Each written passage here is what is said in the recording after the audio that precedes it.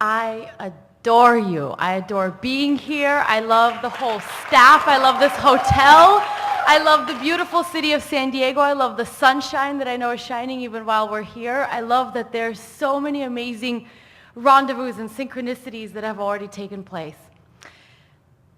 And I love putting that into words. So my question is why, and you said something earlier that kind of asked this question, can never really grasp the feeling of it in words. I think that's what I heard. But why is it so delicious to try to put it into words? Well, when you're there, the words just spill out of you. In other words, it's like a savoring of it. It's like a slurping of more of it in, so to speak. When you said, I adore you, we wanted to playfully say, we love your state of adoration, and your object of adoration is irrelevant. And sometimes you set yourself up for a little trouble by adoring one thing and not adoring another. So what we want you to adore is adoring. Yes. What we want you to love is loving. What we want you to love is alignment. What we want you to love is allowing. And then everything else will be a byproduct of that. But there's a little trap in, I adore you, but you, not so much. Right. So it's easy to adore when there's something adorable before you, isn't it? It's Right. easy. It's easy. But then you get all out of whack. You be more adorable, and you be more adorable, and you be more adorable, and you're not going to do it, so get out. And what you want, you said earlier. You want to be that freedom that you seek is unconditional control of your adoration, not conditional control of your adoration. Can you get there from there? You're following this, aren't you? Play with this, really. Play with this for a little while.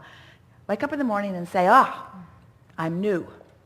And while I slept, the momentum stopped, so I'm new. And then start in really general good feeling places. And do it every day, do it every day, do it every day, until you begin to notice it's like pushing the reset button. Everything in your life will respond differently because of that different vibrational new approach each day. Until before you know it, you will like yourself no matter what. You'll be unconditional in your alignment. And then life is so rich. If you're conditional in your approach to life, then you got to just go where the conditions are good. There's only some countries you can travel to, and some parts of those countries, and only some specific places that you can go, and only some, and then you need to be part of this group or this country club or this whatever, and so you become a sort of isolationist where you sort of just put yourself into a more and more solitude as you try to protect yourself from more and more conditions that might be upsetting.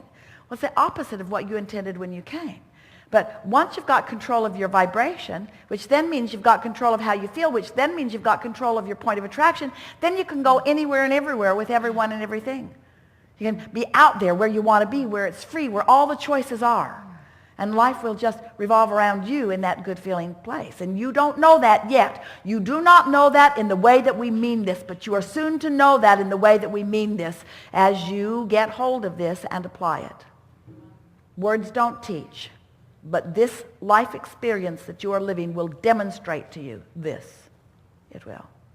And it has, and I feel like the process that you described, the 30 days turned into 90 days, and at some point it became so the process is so enjoyable. The process of waking up and tuning to the best feeling thought is so enjoyable within itself that the day doesn't really matter, the manifestations don't matter.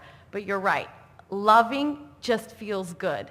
So I've been practicing this and really releasing the circumstances more and more. And it really feels that invincibility is such an amazing feeling. And